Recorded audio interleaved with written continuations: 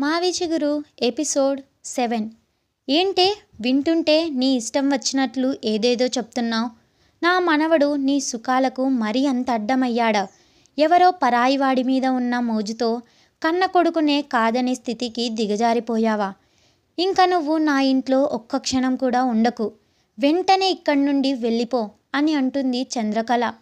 ఆ మాటలు విన్న తన కోడలు వెకిలిగా నవ్వుతూ ఉంటే చంద్రకళ ఆమెను చూసి, ఏంటి వెళ్ళమనేసరికి పిచ్చేమైనా పట్టిందా అని అంటుంది. ఆమె నవ్వడం ఆపి, ఎవరి ఇంట్లో నుండి ఎవరిని పొమ్మని అంటున్నారు అని కోపంగా అంటుంది. దానికి బదులుగా ఎవరిది అంటే ఏంటి అర్థం? ఇది నా ఇల్లు, నా భర్త నాకు ఇచ్చింది అని అంటుంది. ఆమె ఇంకా నవ్వి, ఒకప్పుడు ఇది మీ ఇల్లే, ఇప్పుడు ఇది నా ఇల్లు, నా పేరు మీద ఉంది అని అంటుంది. ఆ మాటలు వినగానే ఆమెకు కోపం వచ్చి, ఏం మాట్లాడుతున్నావు నువ్వు? ఇల్లు నీ పేరు మీద ఉండడం ఏంటి? నేనెప్పుడూ నీకు చెప్పలేదు కదా ఇస్తానని. ఇది నా తర్వాత నా మనవడు పేరు మీదనే ఉంటుంది, కానీ నీకెలా వస్తుంది అని చెప్తుంది. పిచ్చి అత్త, నీ చేత్తో నువ్వే స్వయంగా ఒప్పుకొని రాసిచ్చినట్లు వేలిముద్రలు వేసిన కొన్ని పేపర్లు ఆమెకు చూపించి, ఈ ఇల్లు మాత్రమే కాదు, మీ ఆస్తులన్నీ ఎప్పుడో నా పేరు మీద రాయించుకున్నాను మీకు తెలియకుండా. వేలిముద్రలు ఏదో వంక పేరుతో ఒకసారి మీ దగ్గరే తీసుకున్నాను. అప్పుడు మీరు గుడ్డిగా నమ్మి నేను చెప్పిన చోట వేసేశారు. ఇప్పుడు ఇవన్నీ నావే. వెళ్ళమనడానికి మీకు ఏమాత్రం హక్కు లేదు. ఇంకా చెప్పాలంటే నేను మిమ్మల్ని గెంటేయాలి. ఇంకా ఓపిక నాకు లేదు. ఎప్పుడో ఒకప్పుడు మిమ్మల్ని పంపించేయాలి అనుకున్నాను. అదేదో ఇప్పుడే వెళ్ళిపోండి అని అప్పటి వరకు తనకు తెలియని విషయాలు చెప్తుంటే చంద్రకళ కళ్ళు అప్పగించి చూస్తుంది ఆమెను. నువ్వు ఏం మాట్లాడుతున్నావు? ఆస్తులన్నీ నీ పేరు మీద అని అంటుంది. ఆమె, అవును, నా పేరు మీదనే ఉన్నాయి. ఇంకా మీరు ఇక్కడ ఉండొద్దు, వెళ్ళిపోండి అని నిర్దాక్షిణ్యంగా ఆమెను ఇంటి బయటకు గెంటేస్తుంది. చంద్రకళ గారు ఆమెను చూసి, అది కాదమ్మా, నా మాట విను. ఇప్పటికిప్పుడు వెళ్ళిపోమ్మంటే ఈ వయసులో ఎక్కడికి వెళ్ళాలి నేను ఇంక నీ విషయంలో అడ్డురాను. నీకు నచ్చింది నువ్వు చేసుకో, కానీ నన్ను ఇక్కడే ఉండనివ్వమ్మా అని కన్నీళ్లు పెట్టుకుంటూ చెప్తుంది. అంత పెద్దావిడ అలా కన్నీళ్లు పెట్టుకొని బ్రతిమలాడుతున్నా తన మనసు కరగక, ఇంక నుండి ఎప్పుడూ మీరు నాకు కనిపించొద్దు, ఇక్కడే ఉంటే మాత్రం ఏం చేస్తానో నాకే తెలియదు, వెళ్ళిపోండి అని గయ్యన లెగేస్తుంటే ఆమెకు ఏం చెయ్యాలో అర్థం కాక అలానే తన కోడల్ని బ్రతిమలాడుతుంది. ఇంకా ఆమె వెళ్ళదని అనిపించి ఆమె మొహం మీదనే తలుపులు వేస్తుంది. ఆమెకు కన్నీళ్లు వచ్చేస్తున్నా ఇప్పుడు ఎక్కడికి వెళ్ళాలో తెలియక, పైగా చీకటి, చేతిలో డబ్బులు కూడా లేవు. 2 అడుగులు వెనకకు వేయగానే మరలా తలుపులు తెరిచిన సౌండ్ వినగానే ఆమెకు సంతోషంగా అనిపించి తన కోడలు తనను రమ్మని చెప్తుంది అనుకొని వెంటనే గుమ్మం దగ్గరకు రాగానే ఆమె వెంటనే అడ్డుపడి, మీరు ఒక్కరే వెళ్ళిపోతే వీడిని ఎవరు చూస్తారు? మీతో పాటే తీసుకెళ్ళండి ఈ దరిద్రాన్ని కూడా అని తన కన్న కొడుకును కూడా చూడకుండా ఆమెతో పాటు బయటకు పంపించేసింది. అప్పటి వరకు మౌనంగా ఉన్న చంద్రకళ గారు కన్న కొడుకును కూడా కొంచెం కూడా ప్రేమ అనేది లేకుండా అలా దరిద్రం అనగానే తన రక్తం మరిగిపోయి కోపం తారాస్థాయికి చేరుకుంది. ఆ కోపంలోనే తన కోడలను 2 చెంపలపై వాతలు తేలేలాగా అటూ ఇటూ వరుసగా బాదుతుంది. ఆ నొప్పిని భరించలేక ఆమె పెట్టిన కేకలు ఆ గల్లీ అంతా మారుమ్రోగుతుంటే, ఛీ, నీలాంటి దాన్ని కోడలుగా తెచ్చుకున్నందుకు నిజంగా నేను సిగ్గుపడుతున్నాను. ఎవరో పరాయివాడి మీద ఉన్న మోజుతో ఇప్పుడు నీ కళ్ళు మూసుకొని పోయాయి. అవి తెరుచుకున్న రోజు నీ చుట్టూ ఒక్కరు కూడా ఉండరు, గుర్తుంచుకో. ఈ వయసులో నన్ను పెద్దదాన్ని అని కూడా చూడకుండా ఇలా రోడ్డు మీద వదిలేసిన నిన్ను ఆ దేవుడు చూస్తూ కూర్చోడు. ఏదో ఒకరోజు నీకు ఇలాంటి పరిస్థితే వస్తుంది.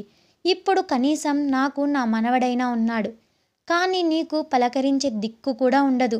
అది తప్పకుండా జరుగుతుంది. నా శాపం ఊరికే పోదు అని ఆమెను అక్కడే విసిరేసి తన మనవడిని తీసుకొని రోడ్డు మీద ఒంటరిగా నడుస్తుంది. అప్పటికే చుట్టుపక్కల జనం ఆమె అరుస్తున్నప్పుడు కేకలు వినపడి ఏం జరుగుతుందో అని చూస్తూ ఉన్నారు. ఆ పెద్దావిడ అలా వెళ్ళిపోతుంటే విషయం అర్థమై మౌనంగా ఉన్నారు, ఏం చెయ్యలేక. కానీ చంద్రకళ వెళ్ళిపోయాక తన కోడలు మాత్రం హాయిగా పీడపోయింది. ఇంకా ఈ ఆస్తి అంతా నాదే, ఇంకా అతని దగ్గరికి వెళ్ళిపోయి పెళ్లి చేసుకోవచ్చు అని అనుకొని నవ్వుకుంటూ ఉండిపోతుంది. ఆ బామ్మగారు తన మనవడితో అలా వెళ్ళిపోతుంటే పక్కన ఇంట్లో ఒక పెద్దామె వచ్చి, ఏమే చంద్ర, వెళ్ళిపోతున్నావా, ఏమైనా తిన్నావా అని వచ్చి అడగ్గా చంద్రగారు మౌనంగా ఉండిపోయింది. ఇంకా వెంటనే ఆ పెద్దామె తన ఇంట్లోకి వెళ్ళి కొంచెం అన్నం కూర కలిపి తెచ్చి ఆమెకు ఇస్తుంది తినమని. ఆమె తీసుకోవడానికి సంజాయిస్తుంటే, ఏంటే కొత్తగా ఆలోచిస్తున్నావు, తీసుకో, ముందు పిల్లాడికి పెట్టు, ఎప్పుడు తిన్నాడో ఏమో అని చెప్తుంది.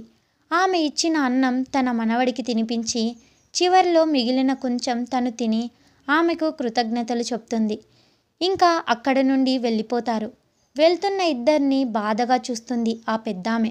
ఇంకా ఆ రాత్రి ఎక్కడ ఉండాలో తెలియక వెళ్తూ ఉంటే దారిలో ఒక ఆలయం కనిపిస్తుంది. ఇద్దరు ఆ రాత్రి అక్కడే నిద్రపోతారు. మరుసటి రోజు ఉదయాన్నే నిద్ర లేవగానే తను ఎక్కడ ఉన్నది అర్థమై రాత్రి జరిగిందంతా గుర్తు తెచ్చుకుంటూ కన్నీళ్లు వస్తుంటే అప్పుడే అక్కడకు ఆ ఆలయంలోకి పూజారి వచ్చి దేవుడికి పూజ చేసి హారతి ఇచ్చి ప్రసాదం తీసుకొని అక్కడే ఉన్న ఆ ఇద్దరికి ఇస్తాడు. ఆమె ఆ ప్రసాదం తీసుకొని తన మనవడికి పెడుతుంది. ఏమ్మా, ఇంత ఉదయమే, ఎప్పుడూ మిమ్మల్ని ఇక్కడ చూడలేదు, ఏదైనా విషయమా, నాతో ఏదైనా పని ఉందా అని అడుగుతారు పూజారి గారు. అతనికి ఆమె కొడుకు బాగా తెలిసినవాడు, ఎప్పుడూ అందరినీ నవ్వుతూ పలకరిస్తాడు. కాబట్టి అతను నవ్వుతూ అడగగానే ఆమె ఏం చెప్పకుండా ఏదైనా పని ఉందా అని అడుగుతుంది. అదేంటమ్మా, మీ దగ్గరే కొంతమంది పనికి వస్తారు, అలాంటిది మీరు పని అడగడమేంటి అని ఆశ్చర్యంగా అడుగుతాడు ఆ ఆలయ పూజారి. ఆమె జరిగిన విషయం అంతా చెప్తుంది. అది విన్న ఆయన, అమ్మా, మీరేం చింతించాల్సిన అవసరం లేదు, పోలీస్ కేసు పెడితే ఆమె సంగతి వాళ్ళే చూసుకుంటారు, మీరు ఇలా బయట ఉండాల్సిన అవసరం లేదు అని చెప్తాడు. వద్దండి, నాకిష్టం లేదు, తను ఇంత మోసం చేస్తోందని అస్సలు ఊహించలేదు, ఇంకా నేను ఇక్కడ ఉండలేను అని చెప్పి, ఏదైనా పని ఉంటే చెప్పండి, నా మనవడికి కనీసం కడుపు నిండుగా తిండైనా పెట్టుకోవాలి అని కన్నీళ్లతోనే అంటుంది. అతను ఆమె పడుతున్న బాధను అర్థం చేసుకొని, నేనొక సలహా ఇస్తాను, తప్పుగా అనుకోకపోతే మీకు చెప్తాను, తర్వాత మీరు ఆలోచించుకొని ఇంకా మీరే నిర్ణయం తీసుకోండి అని చెప్తాడు. పర్వాలేదు, చెప్పండి అని అంటుంది చంద్రగారు. ఇక్కడకు కొంచెం దగ్గరగానే పక్కనే ఉన్న ఊర్లో నా ఫ్రెండ్ ఒకడు ఉన్నాడు అని ఆమెను చూసి చెప్తుంటే, పర్వాలేదు చెప్పండి అని అంటుంది. కాకపోతే వాడు చిన్నపిల్లల శరణాలయం నడుపుతూ ఉన్నాడు. ఇప్పుడు మీరు ఎంత చేసినా వాడి కడుపు అయితే నింపుతారు, కానీ చదువుకోవడం అలాంటివి చెప్పించలేరు. అందుకే మీరు మీ అబ్బాయిని అక్కడ చేర్పించమని సలహా ఇస్తాడు. అతను అలా అనగానే ఆమె గుండె ముక్కలైపోయింది. అనాథాశ్రమం అని అనగానే. Story is continue. Wait for the next episode. Subscribe to our channel. Thanks for watching.